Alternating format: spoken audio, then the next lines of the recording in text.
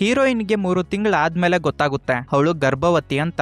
ಇಲ್ಲಿ ಪಾಯಿಂಟ್ ಏನಪ್ಪಾ ಅಂದ್ರೆ ಅವಳಿಗೆ ಮದುವೆ ಆಗಿರೋದಿಲ್ಲ, ಬಾಯ್ ಫ್ರೆಂಡ್ ಇರೋದಿಲ್ಲ, ಬಾಯ್ ಬೆಸ್ಟಿ ಇರೋದಿಲ್ಲ, ಅಟ್ಲೀಸ್ಟ್ ಫ್ರೆಂಡ್ಸ್ ಕೂಡ ಇರೋದಿಲ್ಲ. ಪ್ರೆಗ್ನೆನ್ಸಿ ಯಾವ ತರ ಬಂತು ಅಂತ ಗೊತ್ತಿರೋದಿಲ್ಲ. ಈ ವಿಷಯ ಏನಾದ್ರೂ ಅವರ ಮನೆಯಲ್ಲಿ ಗೊತ್ತಾದ್ರೆ ಪೇರೆಂಟ್ಸ್ ಚಪ್ಲಿ ತಗೊಂಡ್ ಹೊಡಿತಾರೆ. ಅಬೋಷನ್ ಮಾಡಿಸ್ಕೋಬೇಕು ಅಂತ ಹೇಳಿ ಪ್ರತಿಯೊಂದು ಆಸ್ಪತ್ರೆಗೂ ಹೋಗಿ ಕೇಳ್ಕೊಂತಾಳೆ. ಇವಳ ದರಿದ್ರ ಏನಪ್ಪಾ ಅಂದ್ರೆ ಅದೇ ಟೈಮಲ್ಲಿ ಲಾಕ್ ಡೌನ್ ಸ್ಟಾರ್ಟ್ ಆಗಿರುತ್ತೆ. ಇಂತ ಒಂದು ಟೈಮಲ್ಲಿ ಹೀರೋಯಿನ್ ಏನ್ ಮಾಡೋದ್ಲು ಅಂತ ಈ ವಿಡಿಯೋ ಮುಖಾಂತರ ನೋಡೋಣ. ಅಂದಂಗೆ ಮೂವಿ ಹೆಸರು ಲಾಕ್ ಡೌನ್ ಅಂತ 2025 ಅಲ್ಲಿ ರಿಲೀಸ್ ಆಗಿರೋದು. ಇದೊಂದು ಇಂಡಿಯನ್ ಮೂವಿ. ಇನ್ನ ಮೂವಿ ಕಡೆ ಹೋಗೋದಕ್ಕೂ ಮೊದಲು ನಮ್ ಕಡೆಯಿಂದ ಚಿಕ್ಕ ರಿಕ್ವೆಸ್ಟ್, ಇನ್ನ ಯಾರಾದ್ರೂ ಈ ಚಾನಲ್ ನ ಸಬ್ಸ್ಕ್ರೈಬ್ ಮಾಡ್ಕೊಂಡಿಲ್ಲ ಅಂದ್ರೆ ಸಬ್ಸ್ಕ್ರೈಬ್ ಮಾಡ್ಕೊಂಡು ವಿಡಿಯೋಗೆ ಒಂದು ಲೈಕ್ ಮಾಡಿ. ಮೂವಿ ಓಪನಿಂಗ್ ಸೀನ್ ಅಲ್ಲೇ ಈ ಮೂವಿ ಹೀರೋಯಿನ್ ಆಗಿರೋ ಅನಿತಾನ ಅವಳ ಫ್ರೆಂಡ್ ಆಗಿರೋ ಸ್ವಪ್ನ ಸ್ಕೂಟಿಯಲ್ಲಿ ಕರ್ಕೊಂಡ್ ಬಂದು ಮನೆ ಹತ್ರ ಬಿಡ್ತಾಳೆ. ಯಾಕೆ ನೀನು ಭಯ ಪಡ್ತಾ ಇದ್ಯಾ? ನೀನು ನಾರ್ಮಲ್ ಆಗಿ ಇರೋದಕ್ಕೆ ಟ್ರೈ ಮಾಡು. ನೀನು ಭಯ ಪಡ್ತಾ ಇರೋದು ನಿನ್ನ ಪೇರೆಂಟ್ಸ್ ಗೆ ಗೊತ್ತಾಗೋಗ್ಬಿಟ್ರೆ ನೀನ್ ಯಾಕೆ ಈ ತರ ಇದೀಯಾ ಅಂತ ಹೇಳಿ ಕೇಳ್ತಾರೆ. ಅದಕ್ಕೆ ನೀನು ನಾರ್ಮಲ್ ಆಗಿ ಇರೋದಕ್ಕೆ ಟ್ರೈ ಮಾಡು ಅಂತ ಹೇಳಿದಾಗ ಅದಕ್ಕೆ ಅನಿತಾ ಇದ್ಕೊಂಡು ನನಗೆ ಮನೆ ಒಳಗಡೆಗೆ ಹೋಗೋದಕ್ಕೆ ಭಯ ಆಗ್ತೈತೆ, ನೀನ್ ನನ್ನನ್ನ ಬಿಟ್ಟು ಹೋಗ್ಬೇಡ ಅಂತ ಕೇಳ್ಕೊಂತಾಳೆ. ನೀನೇನು ಭಯ ಪಡೋದಕ್ಕೆ ಹೋಗ್ಬೇಡ್ವೆ, ನಾನ್ ನಿನ್ ಜೊತೆ ಇರ್ತೀನಿ, ಏನಾದ್ರೂ ನಾವಿಬ್ರೆ ನೋಡ್ಕೊ ಅಂತ ಹೇಳಿ ಸ್ವಪ್ನ ಅಲ್ಲಿಂದ ಹೊರಟೋಗ್ಬಿಡ್ತಾಳೆ. ಅನಿತಾ ಇವಾಗ ಯಾಕೆ ಇಷ್ಟೊಂದು ಭಯ ಪಡ್ತಿರೋದು, ಅವರ ಪೇರೆಂಟ್ಸ್ ಹತ್ರ ಏನ್ ಬಚ್ಚಿಕ್ತಿದ್ದಾಳೆ ಅಂತ ತಿಳ್ಕೊಳ್ಳೋದಕ್ಕೆ ಸೀನ್ ಇವಾಗ ಪಾಸ್ಟ್ ಅಲ್ಲಿ ಓಪನ್ ಆಗುತ್ತೆ. ಆಕ್ಚುಲಿ ಹೇಳ್ಬೇಕಂದ್ರೆ ಇವರ ಮನೆಯಲ್ಲಿ ತಂದೆ ತಾಯಿ, ಒಂದು ಚಿಕ್ಕ ತಂಗಿ, ಅಜ್ಜಿ, ಟೋಟಲ್ ಆಗಿ 5 ಜನರು ಇವರ ಮನೆಯಲ್ಲಿ ವಾಸ ಮಾಡ್ತಿರ್ತಾರೆ. ಅವರಪ್ಪ ಬಂದ್ಬಿಟ್ಟು ಬಿಲ್ಡಿಂಗ್ ಕನ್ಸ್ಟ್ರಕ್ಷನ್ ಮಾಡೋದ್ರಲ್ಲಿ ವರ್ಕ್ ಮಾಡ್ತಿರ್ತಾನೆ. ಅವರಪ್ಪಗೆ ಈ 2 ಮಕ್ಕಳಂದ್ರೆ ತುಂಬಾ ಇಷ್ಟ. ಇದರಿಂದ ಅವ್ರಿಗೆ ಏನೆಲ್ಲ ಬೇಕೋ ಅದೆಲ್ಲಾನು ತಗೊಡ್ತಿರ್ತಾನೆ. ಇನ್ನ ಅನಿತಾ ಕಡೆ ಬಂದ್ರೆ ಎಜುಕೇಶನ್ ಕಂಪ್ಲೀಟ್ ಮಾಡ್ಕೊಂಡು ಜಾಬ್ಗೋಸ್ಕರ ಹುಡುಕಾಡ್ತಿರ್ತಾಳೆ. ಬಟ್ ಇಲ್ಲೇ ನಮ್ಗೆ ಗೊತ್ತಾಗೋ ವಿಷಯ ಏನಪ್ಪಾ ಅಂದ್ರೆ ಇವರ ಪೇರೆಂಟ್ಸ್ ಇವಳಿಗೆ 2 ಕಂಡೀಷನ್ಸ್ ಇಟ್ಟಿರ್ತಾರೆ. ಅದೇನಪ್ಪಾ ಅಂದ್ರೆ ಈ ಟೌನ್ ನ ಬಿಟ್ಟು ಬೇರೆ ಕಡೆ ವರ್ಕ್ ಮಾಡೋದಕ್ಕೆ ಹೋಗ್ಬಾರ್ದು, ಇದೇ ಟೌನ್ ಅಲ್ಲಿ ವರ್ಕ್ ಮಾಡ್ಬೇಕಾಗುತ್ತೆ, ಪ್ಲಸ್ ನೈಟ್ ಶಿಫ್ಟ್ ವರ್ಕ್ ಮಾಡೋದಕ್ಕೆ ಹೋಗ್ಬಾರ್ದು ಅಂತ ಹೇಳಿ ಇವಳ ಪೇರೆಂಟ್ಸ್ ಇವಳಿಗೆ ಕಂಡೀಷನ್ಸ್ ಇಟ್ಟಿರ್ತಾರೆ. ಇದರಿಂದ ಇವಳು ಪ್ರತಿಯೊಂದು ಕಂಪನಿಗೂ ಹೋಗೋದು, ಇಂಟರ್ವ್ಯೂ ಅಟೆಂಡ್ ಮಾಡೋದು, ನೈಟ್ ಶಿಫ್ಟ್ ಮಾಡಬಾರ್ದು ಅಂಡ್ ಇದೇ ಟೌನ್ ಅಲ್ಲಿ ಕೆಲಸ ಮಾಡ್ಬೇಕು ಅಂತ ಹೇಳ್ಬಿಟ್ಟು ಇಂಟರ್ವ್ಯೂಸ್ ನ ಅಟೆಂಡ್ ಮಾಡ್ತಿರ್ತಾಳೆ. ಬಟ್ ಇವಳಿಗೆ ಅಡ್ಜಸ್ಟ್ ಆಗೋ ತರ ಜಾಬೇ ಸಿಗ್ತಾ ಇರೋದಿಲ್ಲ. ಇವಳು ಪ್ರತಿದಿನ ನಡ್ಕೊಂಡು ಹೋಗ್ತಾ ಇರೋ ಒಂದು ಸ್ಟ್ರೀಟ್ ಅಲ್ಲಿ ಜೀವ ಅನ್ನೋನು ಇರ್ತಾನೆ. ನಿಜ ಹೇಳ್ಬೇಕಂದ್ರೆ ಇವನು 3 years ಇಂದ ಇವಳನ್ನ ಪ್ರೀತಿ ಮಾಡ್ತಿರ್ತಾನೆ. ಆದ್ರೆ ಅವಳ ಹತ್ರ ಹೋಗಿ ಪ್ರಪೋಸ್ ಮಾಡಿರೋದಿಲ್ಲ. ಈ ವಿಷಯ ಅನಿತಾಗೂ ಕೂಡ ಗೊತ್ತು. ಆದ್ರೆ ಇವನ್ ಬಗ್ಗೆ ಅಷ್ಟೊಂದು ತಲೆ ಕೆಡ್ಸ್ಕೊಂದಿರ ಅವನನ್ನ ಇಗ್ನೋರ್ ಮಾಡ್ತಿರ್ತಾಳೆ. ಇವಾಗ ನಮ್ಗೆ ಅನಿತಾ ಅವ್ರ ಅಪ್ಪ ಆಗಿರೋ ರಮೇಶ್ ವರ್ಕ್ ಮಾಡೋ ಒಂದು ವೆಲ್ಡಿಂಗ್ ಶಾಪ್ ಅಲ್ಲಿ ಓಪನ್ ಆಗುತ್ತೆ. ಅದೇ ಶಾಪ್ ಅಲ್ಲಿ ವರ್ಕ್ ಮಾಡ್ತಾ ಇರೋ ಶಿವ ಮಗಳು ಅಲ್ಲಿಗೆ ಬಂದು, ಅಪ್ಪ ನಾನು ಕಾಲೇಜ್ ಫೀಸ್ ಕಟ್ಬೇಕು, ನನಗೆ ವಾರ್ನಿಂಗ್ ಕೊಟ್ಟಿದ್ದಾರೆ, ಇವತ್ತು ಕಟ್ಲಿಲ್ಲ ಅಂದ್ರೆ ನನ್ನನ್ನ ಎಕ್ಸಾಮ್ ಬರೆಯೋದಕ್ಕೆ ಕೂರ್ಸೋದಿಲ್ವಂತೆ, ನನಗೆ ಅಮೌಂಟ್ ಕೊಡ್ತೀಯಾ, ನಾನು ಹೋಗಿ ಕಾಲೇಜ್ ಫೀಸ್ ಕಟ್ತೀನಿ ಅಂತ ಕೇಳಿದ್ದಕ್ಕೆ ನನ್ನ ಹತ್ರ ಇವಾಗ ಅಷ್ಟೊಂದು ಅಮೌಂಟ್ ಎಲ್ಲೈತಮ್ಮ, 2-3 days ಟೈಮ್ ಕೊಡು, ನಾನು ಅಡ್ಜಸ್ಟ್ ಮಾಡ್ತೀನಿ, ಇವಾಗ ನೀನು ಕಾಲೇಜ್ಗೆ ಹೋಗು ಅಂತ ಹೇಳಿದಾಗ ಅದಕ್ಕೆ ಅವಳು ನಾನು ಇವಾಗ ಕಾಲೇಜ್ಗೆ ಹೋದ್ರೂ ಕೂಡ ನನಗೆ ವ್ಯಾಲ್ಯೂ ಇರೋದಿಲ್ಲ ಅಂತ ಮಾತಾಡ್ತಿರೋ ಒಂದು ಟೈಮಲ್ಲಿ ಈ ಶಾಪ್ಗೆ ಓನರ್ ಆಗಿರೋ ರಾಘವ ಅಲ್ಲಿಗೆ ಬಂದು, ಯಾಕೋ ನೀನು ಅವಳ ಕಾಲೇಜ್ ಫೀಸ್ ಕಟ್ಟಿಲ್ಲ, ನಮ್ಗೆ ಎಜುಕೇಶನ್ ಇಲ್ದಿರೋದಕ್ಕೆ ನಾವ್ ಇಂತ ಒಂದು ಸಿಚುವೇಶನ್ ಅಲ್ಲಿ ಇದೀವಿ, ನಿನ್ನ ಮಗಳಾದ್ರೂ ಚೆನ್ನಾಗಿ ಓದ್ಕೋಬೇಕು ಅಂತ ಹೇಳಿ ಅವಳ ಕಾಲೇಜ್ ಫೀಸ್ ನ ರಾಘವ ಕಟ್ತಾನೆ. ನಂತರ ರಾಘವ ರಮೇಶ್ ಆಗಿ ಶಿವ ಜೊತೆ ಕೂತ್ಕೊಂಡು ನನ್ನ ಮಗಳು ಡಾಕ್ಟರ್ ಓದ್ತೀನಿ ಅಂತ ಹೇಳಿದಾಗ ಊರಲ್ಲಿರೋ ಪ್ರತಿಯೊಬ್ರು ಕೂಡ ನನ್ನನ್ನ ಹೀಯಾಳಿಸಿ ಮಾತಾಡ್ತಾ ಇದ್ರು. ವೆಲ್ಡಿಂಗ್ ಶಾಪ್ ನಡ್ಸೋನ್ಗೆ ನಿನ್ನ ಮಗಳು ಡಾಕ್ಟರೇಟ್ ಮಾಡ್ಬೇಕಾ ಅಂತ. ಬಟ್ ಇವಾಗ ನನ್ನ ಮಗಳು ಡಾಕ್ಟರೇಟ್ ಕಂಪ್ಲೀಟ್ ಮಾಡ್ಕೊಂಡು ಡಾಕ್ಟರ್ ಆಗಿ ಊರಿಗೆ ರಿಟರ್ನ್ ಬಂದ್ರೆ ನನಗೆ ಎಷ್ಟು ಗೌರವ ಇರುತ್ತಲ್ವಾ, ನನಗೆ ನನ್ ಮಗಳಂದ್ರೆ ತುಂಬಾ ಇಷ್ಟ ಕಣೋ, ಅವಳಿಗೋಸ್ಕರ ನಾನು ಸತ್ತೋಗ್ಬಿಡ್ತೀನಿ ಅಂತ ಹೇಳಿ ರಾಘವ ತುಂಬಾ ಎಮೋಷನಲ್ ಆಗ್ತಿರುವಾಗ ರಮೇಶ್ ಅವನನ್ನ ಸಮಾಧಾನ ಮಾಡ್ತಾನೆ. ಹೀಗೆ ಸ್ವಲ್ಪ ದಿನಗಳು ಕಳೀತವೆ. ರಾಘವ ಹೆಂಡತಿ ರಾಘವಗೆ ಕಾಲ್ ಮಾಡಿ ನಾನು ಪೊಲೀಸ್ ಸ್ಟೇಷನ್ ಹತ್ರ ಇದೀನಿ ಬಾ ಇಲ್ಲಿಗೆ ಅಂತ ಕರೆಯೋದ್ರಿಂದ ರಮೇಶ್ ನ ಕರ್ಕೊಂಡು ರಾಘವ ಪೊಲೀಸ್ ಸ್ಟೇಷನ್ ಗೆ ಹೋಗ್ತಾನೆ. ಅಲ್ಲಿಗೆ ಹೋಗಿ ಪೊಲೀಸ್ ಆಫೀಸರ್ ಹತ್ರ ಮಾತಾಡ್ತಿರುವಾಗ್ಲೇ ಇವ್ರಿಗೆ ಗೊತ್ತಾಗುತ್ತೆ ಇವಳ ಮಗಳಾಗಿರೋ ಕುಮಾರಿ ಸತ್ಯಂ ಅನ್ನೋವನ್ನ ಪ್ರೀತಿ ಮಾಡಿ ಮದುವೆ ಮಾಡ್ಕೊಂಡ್ಬಿಟ್ಟಿರ್ತಾಳೆ. ಇವಾಗ ಅವರ ಪೇರೆಂಟ್ಸ್ ಇಂದ ಏನು ಪ್ರಾಬ್ಲಮ್ ಬರಬಾರ್ದು ಅಂತ ಹೇಳಿ ರಿಜಿಸ್ಟರ್ ಆಫೀಸ್ ಅಲ್ಲಿ ಮದುವೆ ಮಾಡ್ಕೊಂಡು ಅಂಡ್ ಪೊಲೀಸ್ ಸ್ಟೇಷನ್ ಗೆ ಬಂದು ನನ್ನ ಪೇರೆಂಟ್ಸ್ ನನ್ನನ್ನ ಸಾಯಿಸೋದಕ್ಕೆ ಏನಾದ್ರೂ ಮಾಡಬಹುದು ಅಂತ ಹೇಳಿ ಕಂಪ್ಲೇಂಟ್ ಕೊಟ್ಟಿರ್ತಾಳೆ. ಇದರಿಂದನೇ ಪೊಲೀಸರು ಇವರನ್ನ ಇಲ್ಲಿಗೆ ಕರ್ಸಿರ್ತಾರೆ. ಕುಮಾರಿ ಹಾಗೆ ಬಾಯ್ ಫ್ರೆಂಡ್ ಆಗಿರೋ ಸತ್ಯಂನ ಇಲ್ಲಿಗೆ ಕರ್ಸೋದ್ರಿಂದ ಆವಾಗ ಅವರಮ್ಮ ಇದ್ಕೊಂಡು, ನೋಡಮ್ಮ ನಿನ್ನನ್ನ ಚಿಕ್ಕವಾಗಿಂದನೂ ಕೂಡ ತುಂಬಾ ಚೆನ್ನಾಗಿ ನೋಡ್ಕೊಂಡಿದ್ವಲ್ಲ, ನೀನ್ ಈ ತರ ಮಾಡೋದು ತಪ್ಪು, ನೀನು ಮನೆಗೆ ಬಂದ್ಬಿಡಮ್ಮ, ನಾವ್ ಇವಾಗ ಮನೆಗೆ ಹೊರಟೋಗ್ಬಿಡೋಣ ಅಂತ ಹೇಳ್ತಾ ಇದ್ರೆ, ಆದ್ರೆ ಕುಮಾರಿ ಅವರ ತಂದೆ ತಾಯಿ ಮಾತುಗಳನ್ನ ಕೇಳಿಸ್ಕೊಂಡಿರ ಇಷ್ಟಪಟ್ಟು ಮದುವೆ ಮಾಡ್ಕೊಂಡಿರೋ ಗಂಡನ ಮಾತೆ ಕೇಳ್ತೀನಿ ಅಂತ ಇವ್ರಿಬ್ಬರನ್ನ ಇಗ್ನೋರ್ ಮಾಡ್ತಿರ್ತಾಳೆ. ಆವಾಗ ರಾಘವ ಇದ್ಕೊಂಡು, ನೋಡಮ್ಮ ನೀನ್ ಅಂದ್ರೆ ನನಗೆ ತುಂಬಾ ಇಷ್ಟ, ನಿನಗೋಸ್ಕರ ನಾನು ಪ್ರಾಣ ಬಿಡೋದಕ್ಕೂ ರೆಡಿ. ನೀನ್ ಯಾಕಮ್ಮ ಈ ತರ ಮಾಡ್ತಾ ಇದೀಯ ಅಂತ ಹೇಳಿ ಮಗಳ ಕಾಲ್ ಮೇಲೆ ಬಿದ್ದು ಕೇಳ್ಕೊಂತಾನೆ, ನನ್ ಜೊತೆ ಬಂದ್ಬಿಡಮ್ಮ, ಅವನು ನೋಡೋದಕ್ಕೆ ರೌಡಿ ತರ ಇದ್ದಾನೆ, ಅವನನ್ನ ನಂಬೋದಕ್ಕೆ ಹೋಗ್ಬೇಡ ಅಂತ.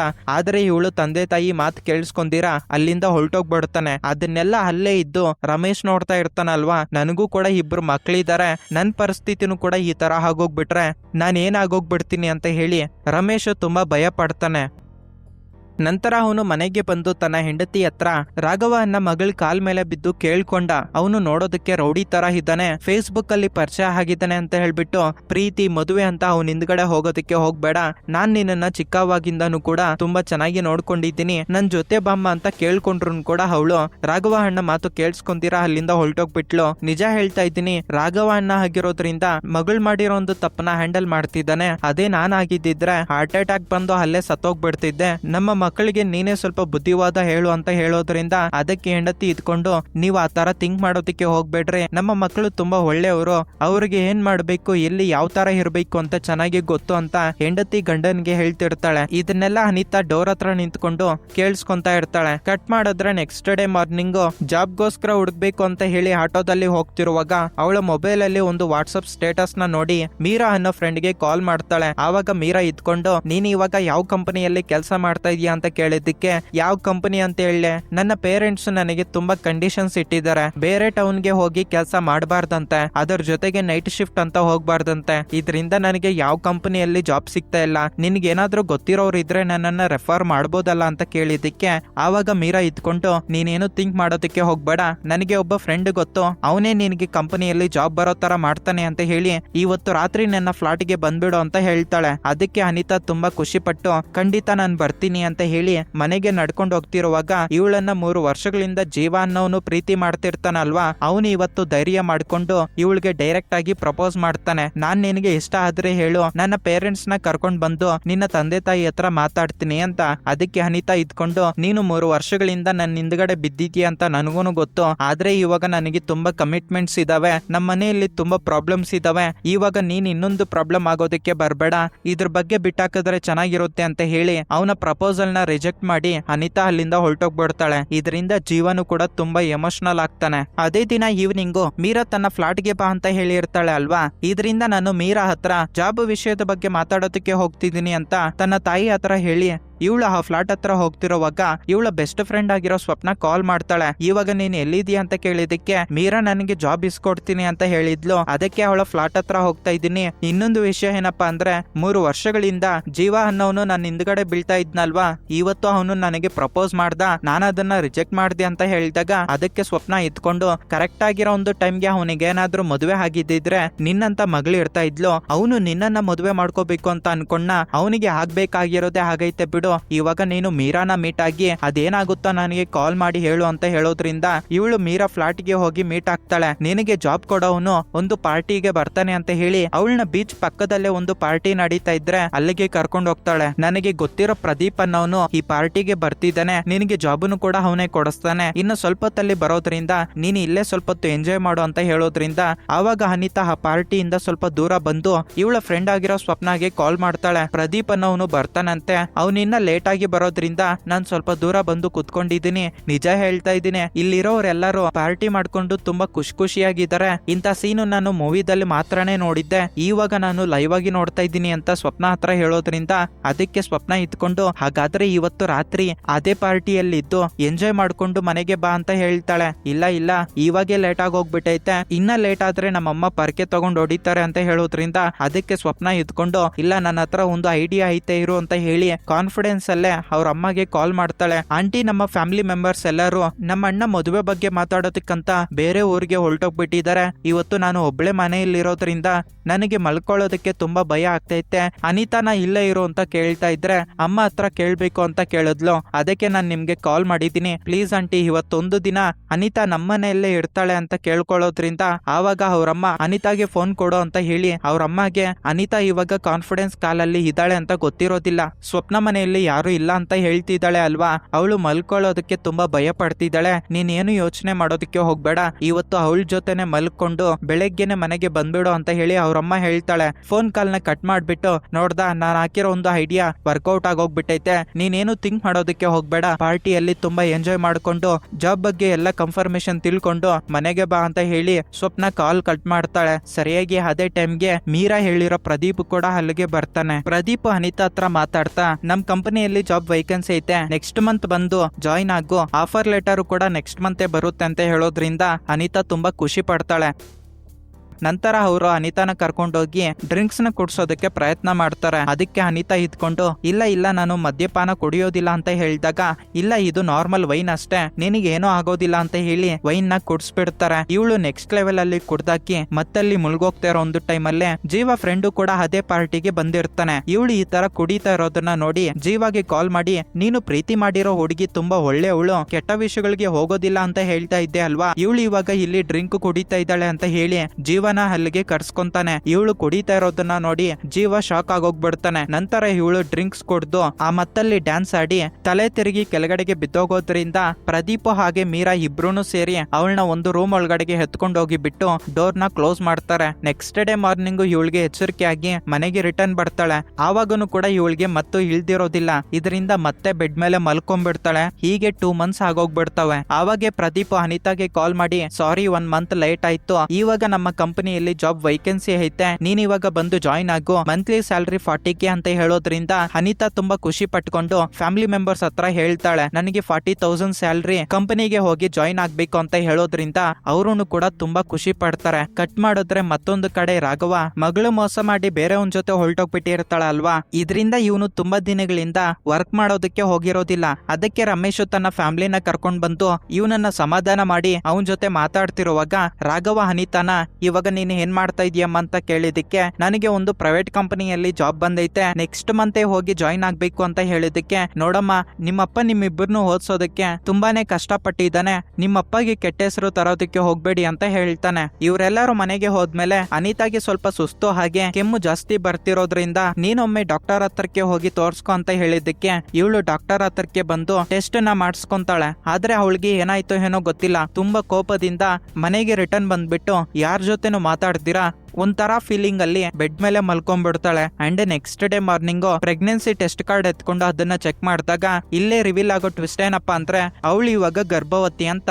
ಇದರಿಂದ ಇವಳಿಗೆ ಡೌಟ್ ಬಂತು, ಇನ್ನ ಸೆಕೆಂಡ್ ಒಪಿನಿಯನ್ ಗೋಸ್ಕರ ಅಂತ ಹೇಳ್ಬಿಟ್ಟು ಇನ್ನ ಇಬ್ರು ಡಾಕ್ಟರ್ಸ್ ಹತ್ರಕ್ಕೆ ಹೋಗಿ ಚೆಕ್ ಮಾಡಿಸ್ಕೊಂತಾಳೆ. ಅವರು ಕೂಡ ನೀನು ಇವಾಗ ಕನ್ಸೀವ್ ಆಗಿದ್ಯಾ, 10 weeks ಪ್ರೆಗ್ನೆಂಟ್ ಅಂತ ಹೇಳೋದ್ರಿಂದ ಇವಳು ಶಾಕಲ್ಲಿ ಇದ್ದೋಗ್ಬಿಡ್ತಾಳೆ. ಯಾಕಂದ್ರೆ ಇವಳಿಗೆ ಮದುವೆ ಆಗಿರೋದಿಲ್ಲ, ಬಾಯ್ ಫ್ರೆಂಡ್ ಇರೋದಿಲ್ಲ, ಯಾರ ಜೊತೆನೂ ಫಿಸಿಕಲ್ ಆಗಿ ಇಂಟಿಮೇಟ್ ಕೂಡ ಆಗಿರೋದಿಲ್ಲ. ಹಾಗಾದ್ರೆ ನಾನು ಕನ್ಸೀವ್ ಆಗೋದಕ್ಕೆ ರೀಸನ್ ಏನು ಅಂತ ಹೇಳ್ಬಿಟ್ಟು ಇದ್ರ ಬಗ್ಗೆನೆ ಥಿಂಕ್ ಮಾಡ್ಕೊಂಡು ಇವಳ ಬೆಸ್ಟ್ ಫ್ರೆಂಡ್ ಆಗಿರೋ ಸ್ವಪ್ನ ಹತ್ರನೂ ಕೂಡ ಇದೇ ಒಂದು ವಿಷಯನ ಹೇಳ್ತಾಳೆ. ಆ ಮಾತನ್ನ ಕೇಳಿ ಸ್ವಪ್ನ ಶಾಕ್ ಆಗ್ತಾಳೆ. ನೀನ್ ಯಾವಾಗ ಯಾವನ್ ಜೊತೆ ಮಲ್ಕೊಂಡಿದ್ದೆ, ಇದು ಯಾವಾಗ ನಡೀತು ಅಂತ ಕೇಳಿದ್ದಕ್ಕೆ ನಿಜ ಹೇಳ್ತಿದ್ದೀನಿ, ನಾನು ಪ್ರೆಗ್ನೆಂಟ್ ಯಾವ ತರ ಹಾದಿ ಅಂತ ನನ್ಗೂನು ಕೂಡ ಗೊತ್ತಿಲ್ಲ. ನಿಜ ಹೇಳ್ಬೇಕು ಅಂದ್ರೆ ಮೀರಾ ನನಗೆ ಜಾಬ್ ಕೊಡಿಸ್ತೀನಿ ಅಂತ ಹೇಳಿದ್ಲಲ್ವಾ, ಅವತ್ತು ನಾನು ಪಾರ್ಟಿಗೆ ಹೋಗಿದ್ದೆ, ಅವತ್ತೇ ಏನೋ ಒಂದು ನಡೆದಿರ್ಬೇಕು, ಅದು ಬಿಟ್ರೆ ನಾನು ಒಬ್ಬೊಂಟಿಯಾಗಿ ಎಲ್ಲಿಗೂ ಹೋಗೇ ಇಲ್ಲ ಅಂತ ಹೇಳಿದ್ದಕ್ಕೆ ಒಬ್ನು ಬಂದು ನಿನ್ನ ಬಾಡಿನ ಟಚ್ ಮಾಡ್ತಾ ಇದ್ರು ಕೂಡ ನಿನಗೆ ಗೊತ್ತಾಗ್ಲಿಲ್ವೇನೆ ಅಂತ ಬೈತಿದ್ದಕ್ಕೆ ಅವತ್ತು ನಾನು ತುಂಬಾ ಕುಡ್ದ್ಬಿಟ್ಟಿದ್ದೆ, ಆ ಮತ್ತೆ ಇಳಿಯೋದಕ್ಕೆ ನನಗೆ 2 days ಹಿಡೀತು, ಇವಾಗ ನನಗೆ ಏನ್ ಮಾಡ್ಬೇಕು ಅಂತ ಅರ್ಥ ಆಗ್ತಿಲ್ಲ ಅಂತ ಹೇಳಿ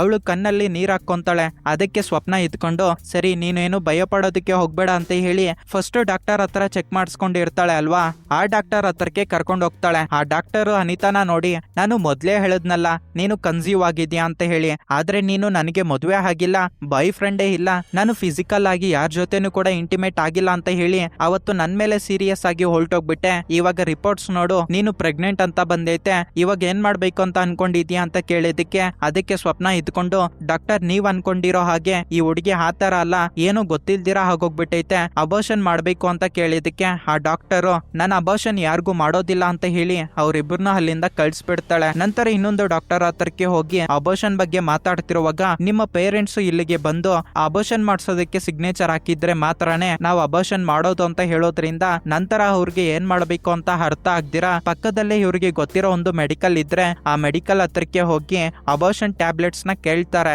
ಅದಕ್ಕೆ ಆ ವ್ಯಕ್ತಿ ಇಟ್ಕೊಂಡು ಈ ಟ್ಯಾಬ್ಲೆಟ್ಸ್ ನ ಒಂದ್ ಹಾಕೊಳ್ಳೋದಕ್ಕೆ ಹೋಗಿ ಇನ್ನೊಂದ್ ಹಾಕೊಂಡ್ರೆ ನಿಮ್ಮ ಬಾಡಿಗೆ ಎಫೆಕ್ಟ್ ಆಗುತ್ತೆ, ಇದರಿಂದ ಡಾಕ್ಟರ್ ಪ್ರಿಸ್ಕ್ರಿಪ್ಷನ್ ಇಲ್ದಿರಾ ಆ ಟ್ಯಾಬ್ಲೆಟ್ಸ್ ಕೊಡೋದಕ್ಕೆ ಆಗೋದಿಲ್ಲ ಅಂತ ಹೇಳಿ ಅವರು ಎಷ್ಟೇ ಕೇಳ್ಕೊಂತ ಇದ್ರು ಕೂಡ ಅವ್ರನ್ನ ಅಲ್ಲಿಂದ ಕಳ್ಸ್ಬಿಡ್ತಾನೆ. ಇವ್ರಿಗೆ ಬಂದಿರೋ ಇನ್ನೊಂದು ಪ್ರಾಬ್ಲಮ್ ಏನಪ್ಪಾ ಅಂದ್ರೆ ಇವಳು ಪ್ರೆಗ್ನೆಂಟ್ ಅಂತ ಅವರ ಪೇರೆಂಟ್ಸ್ ಗೆ ಗೊತ್ತಾಗ್ಬಾರ್ದು, ಗೊತ್ತಾದ್ರೆ ಇವರ ಮರ್ಯಾದೆ ಹೋಗುತ್ತೆ ಅಂತ ಹೇಳಿ ಇವಳು ತುಂಬಾನೇ ಬಾಧೆ ಪಡ್ತಿರ್ತಾಳೆ. ಅಷ್ಟೊತ್ತಿಗೆ ರಾತ್ರಿ ಆಗೋಗ್ಬಿಡೋದ್ರಿಂದ ಸ್ವಪ್ನ ಅನಿತಾನ ಕರ್ಕೊಂಡು ಮನೆ ಹತ್ರ ಬಿಟ್ಟು ನೀನು ಜಾಸ್ತಿ ಥಿಂಕ್ ಮಾಡೋದಕ್ಕೆ ಹೋಗ್ಬೇಡ, ಇವತ್ತು ಹೇಗೋ ಟೈಮ್ ಆಗೋಗ್ಬಿಟ್ಟೈತಲ್ವಾ, ನಾಳೆ ಬೆಳಗ್ಗೆ ಹೋಗಿ ಎಲ್ಲಾದ್ರೂ ಟ್ಯಾಬ್ಲೆಟ್ಸ್ ತಗೊಳ್ಳೋದಕ್ಕೆ ಟ್ರೈ ಮಾಡೋಣ ಅಂತ ಹೇಳಿ ಧೈರ್ಯ ಕೊಟ್ಟು ಅಲ್ಲಿಂದ ಹೊರಟೋಗ್ಬಿಡ್ತಾಳೆ.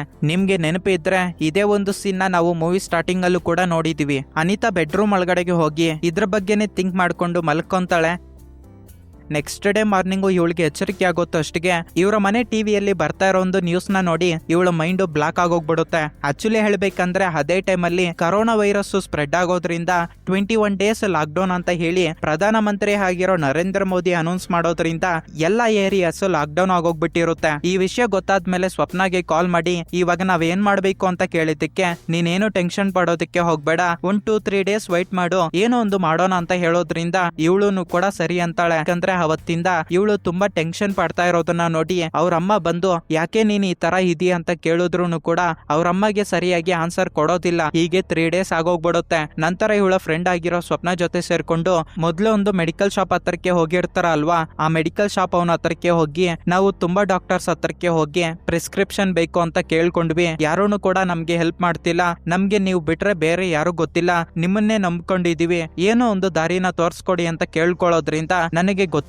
ಒಬ್ಬ ಡಾಕ್ಟರ್ ಇದ್ದಾನೆ, ಆ ಡಾಕ್ಟರ್ ಹತ್ರಕ್ಕೆ ಹೋಗಿ ನಿಮ್ಗಿರೋ ಪ್ರಾಬ್ಲಮ್ ಕ್ಲಿಯರ್ ಆಗುತ್ತೆ ಅಂತ ಹೇಳಿ ಆ ಡಾಕ್ಟರ್ಗೆ ಸಂಬಂಧಪಟ್ಟಿರೋ ಅಡ್ರೆಸ್ ಹಾಗೆ ಫೋನ್ ನಂಬರ್ ನ ಕೊಡ್ತಾನೆ. ಇವರಿಬ್ರು ಆ ಡಾಕ್ಟರ್ ಹತ್ರಕ್ಕೆ ಹೋಗಿದ್ದೆ. ಆ ಡಾಕ್ಟರ್ ಇವ್ರ ಕಡೆ ನೋಡಿ ಇವಾಗ ಎಷ್ಟು ಮನ್ಸು ಅಂತ ಕೇಳ್ತಾನೆ. 3 ತಿಂಗಳು ಆಗೈತೆ ಅಂತ ಹೇಳೋದ್ರಿಂದ ಇವಾಗ ನಾನು ಆಪರೇಷನ್ ಮಾಡಿ ಈ ಹುಡುಗಿನ ಕಾಪಾಡಬೇಕು ಅಂದ್ರೆ ಅದು ತುಂಬಾನೇ ಕಷ್ಟ ಆಗುತ್ತೆ, ಆದ್ರೆ ನಾನು ಆ ಕೆಲಸ ಮಾಡ್ತೀನಿ, ಇದಕ್ಕೆ ನಾನು ಸ್ವಲ್ಪ ಅಮೌಂಟ್ ತಗೊಂತೀನಿ, 30,000 ರೆಡಿ ಮಾಡ್ಕೊಂಡು ಆದಷ್ಟು ಬೇಗ ಇಲ್ಲಿಗೆ ಬಂದ್ರೆ ನಾನು ಅಬಾರ್ಷನ್ ಮಾಡ್ತೀನಿ ಅಂತ ಹೇಳೋದ್ರಿಂದ ಇದಕ್ಕಿದ್ದಂಗೆ ಇವಾಗ 30,000 ಎಲ್ಲಿಂದ ತಂದು ಕೊಡೋದಕ್ಕಾಗುತ್ತೆ ಅಂತ ಡಾಕ್ಟರ್ಗೆ ಕೇಳ್ತಾರೆ. ಅದು ನಿಮ್ಮಿಷ್ಟ, ಆದಷ್ಟು ಬೇಗ ರೆಡಿ ಮಾಡ್ಕೊಂಡ್ ಬಂದ್ರೆ ಬೇಗ ಕ್ಲಿಯರ್ ಆಗುತ್ತೆ ಅಂತ ಹೇಳಿ ಡಾಕ್ಟರ್ ಅಲ್ಲಿಂದ ಹೊರಟೋಗ್ಬಿಡ್ತಾನೆ. ಆವಾಗ ಸ್ವಪ್ನ ಅನಿತಾ ಹತ್ರ 30,000 ಇವಾಗ ಎಲ್ಲಿಂದ ತಂದು ಕೊಡೋದಕ್ಕಾಗುತ್ತೆ ಅಂತ ಹೇಳಿದಾಗ ಬೇರೆ ದಾರಿ ಇಲ್ಲ, 30,000 ನಾವು ರೆಡಿ ಮಾಡ್ಲೇಬೇಕು ಅಂತ ಹೇಳಿ ಅನಿತಾ ಮನೆಗೆ ಬಂದ್ಬಿಡ್ತಾಳೆ. ಆಪರೇಷನ್ ಮಾಡ್ಸೋದಕ್ಕೆ 30,000 ಬೇಕಾಗಿರುತ್ತಲ್ವಾ, ಆ 30,000 ಕಲೆಕ್ಟ್ ಮಾಡ್ಬೇಕು ಅಂತ ಹೇಳಿ ಫ್ರೆಂಡ್ಸ್ಗೆಲ್ಲ ಕಾಲ್ ಮಾಡಿ ನನಗೆ ಸ್ವಲ್ಪ ಪ್ರಾಬ್ಲಮ್ ಬಂದೈತೆ,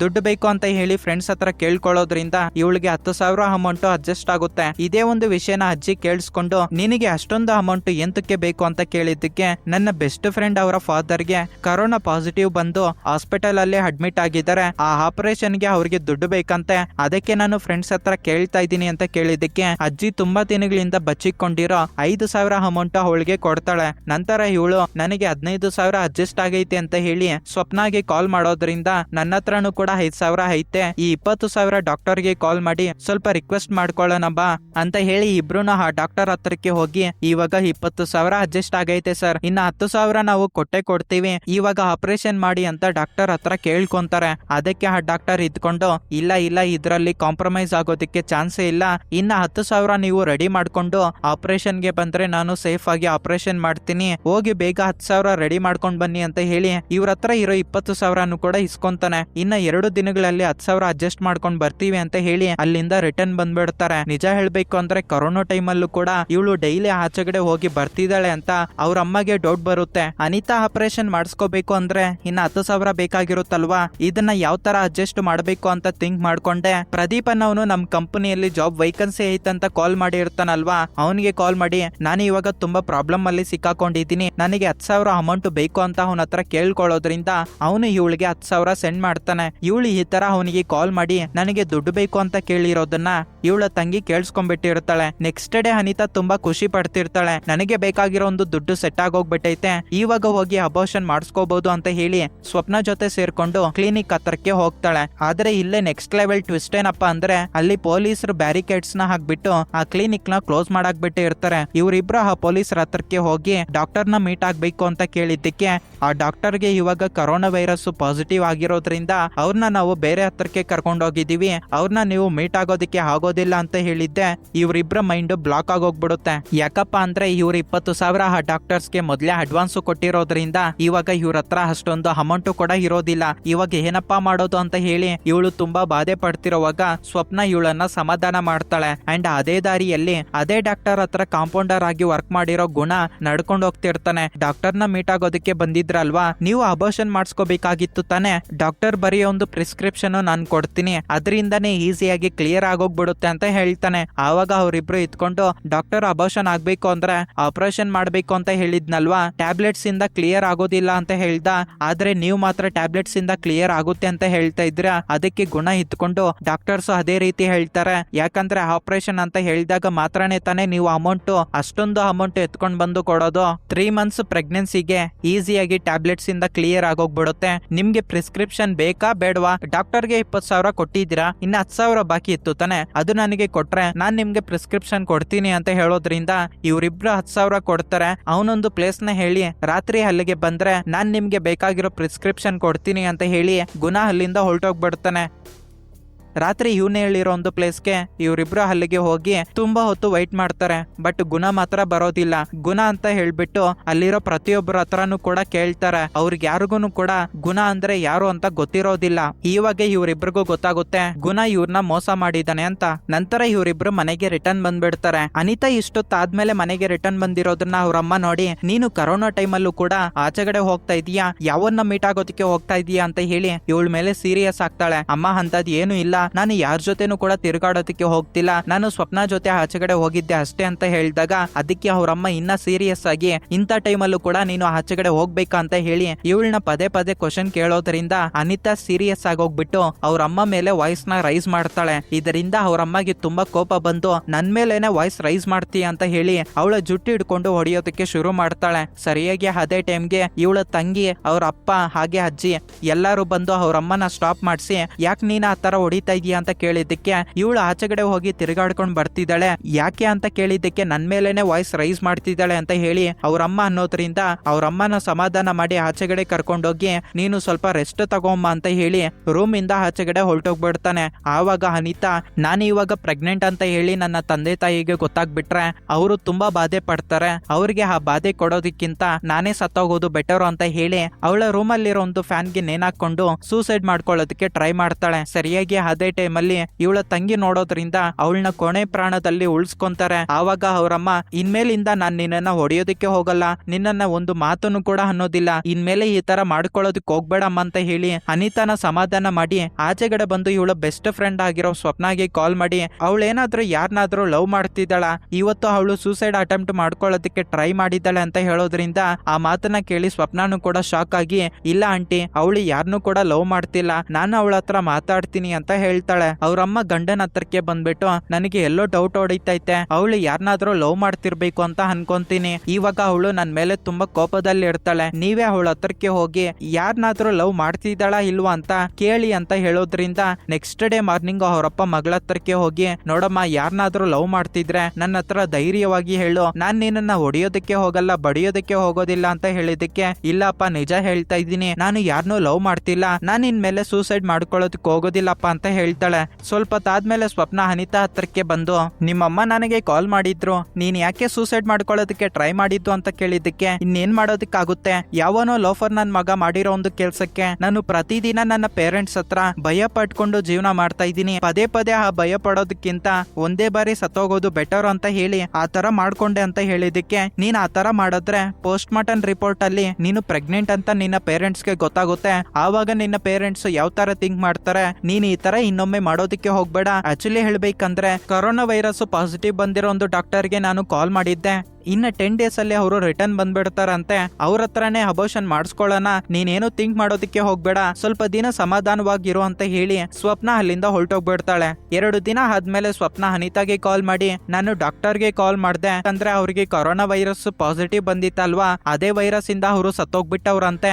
ಇದ್ದಿದ್ದು ಒಂದೊಬ್ಬನು ಕೂಡ ಹೊರಟೋಗ್ಬಿಟ್ಟೈತೆ ಅಂತ ಇವರು ಥಿಂಕ್ ಮಾಡ್ತಿರುವಾಗ ಇನ್ನೇನ್ ಮಾಡೋದಕ್ಕಾಗುತ್ತೆ ಅಂತ ಅನಿತಾ ತುಂಬಾ ಬಾಧೆ ಪಟ್ಕೊಂಡು ಕಣ್ಣಲ್ಲಿ ನೀರ್ ಹಾಕೊಂತಾಳೆ. ಮತ್ತೊಂದು ಕಡೆ ರಮೇಶ್ಗೆ ಈ ರಾಘವ ಹಾಗೆ ಅವನ ಹೆಂಡತಿ ಮಗಳ್ ಮಾಡಿರೋ ಒಂದು ಕೆಲ್ಸಕ್ಕೆ ಇಲ್ಲಿ ಇರೋದಕ್ಕಾಗ್ದೆ ಸ್ವಂತ ಊರಿಗೆ ಶಿಫ್ಟ್ ಆಗೋಗ್ಬಿಟ್ಟು ಇರ್ತಾರೆ. ಆದ್ರೆ ಆ ಊರಲ್ಲಿರೋ ವ್ಯಕ್ತಿಗಳೆಲ್ಲರೂ ನಿನ್ನ ಮಗಳನ್ನ ನೀನು ಸರಿಯಾಗಿ ನೋಡ್ಕೊಳ್ಳೋದಕ್ಕಾಗ್ಲಿಲ್ಲ ಅಂತ ಹೇಳಿ ಎಲ್ಲರೂ ಹೀಯಾಳಿಸ್ಕೊಂಡು ಮಾತಾಡ್ತಿರೋದ್ರಿಂದ ಅವರಿಬ್ರು ಸೂಸೈಡ್ ಮಾಡ್ಕೊಂಡು ಸತ್ತೋಗ್ಬಿಟ್ಟಿದ್ದಾರೆ ಅಂತ ರಮೇಶ್ಗೆ ಗೊತ್ತಾಗೋದ್ರಿಂದ ಆ ವಿಷಯ ತನ್ನ ಫ್ಯಾಮಿಲಿ ಹತ್ರ ಹೇಳ್ಕೊಂಡು ಇವನು ಕೂಡ ತುಂಬಾ ಎಮೋಷನಲ್ ಆಗೋಗ್ಬಿಡ್ತಾನೆ. ಮತ್ತೊಂದು ಕಡೆ ಅನಿತಾ ತುಂಬಾ ಯೋಚನೆ ಮಾಡಿ ಅವ್ರಿಗೆ ಬೇರೆ ದಾರಿ ಇಲ್ಲ ಅಂತ ಅರ್ಥ ಮಾಡ್ಕೊಂಡು ಒಬ್ಬ ಮೆಡಿಕಲ್ ಶಾಪ್ ಅವನು ನಂಬರ್ ಕೊಟ್ಟಿರ್ತಾನಲ್ವಾ, ಮತ್ತೆ ಅದೇ ಮೆಡಿಕಲ್ ಶಾಪ್ ಅವನ ಹತ್ರಕ್ಕೆ ಹೋಗಿ ಇವಾಗ ನಮ್ಗೆ ಸೊಲ್ಯೂಷನ್ ಕೊಡ್ಲಿಲ್ಲ ಅಂದ್ರೆ ಇವಳು ಸೂಸೈಡ್ ಮಾಡ್ಕೊಂತಾಳೆ, ಅವಳಿಗೆ ಬೇರೆ ದಾರಿ ಇಲ್ಲ ಅಂತ ಅವನ ಹತ್ರ ರಿಕ್ವೆಸ್ಟ್ ಮಾಡ್ಕೊಳ್ಳೋದ್ರಿಂದ ನಿಜ ಹೇಳ್ಬೇಕು ಅಂದ್ರೆ 4.5 ಮಂತ್ಸ್ ಆಗಿರೋದ್ರಿಂದ ಇವಾಗ ಇದು ಟ್ಯಾಬ್ಲೆಟ್ಸ್ ಇಂದ ಕ್ಲಿಯರ್ ಆಗೋದಿಲ್ಲ, ಆಪರೇಷನ್ ಮಾಡ್ಲೇಬೇಕು, ನನಗೆ ಗೊತ್ತಿರೋ ಒಬ್ಬ ಡಾಕ್ಟರ್ ನಂಬರ್ ಕೊಡ್ತೀನಿ, ಅವ್ರ ಹತ್ರಕ್ಕೆ ಹೋದ್ರೆ ನಿಮ್ಮ ಪ್ರಾಬ್ಲಮ್ ಕ್ಲಿಯರ್ ಆಗುತ್ತೆ ಅಂತ ಹೇಳಿ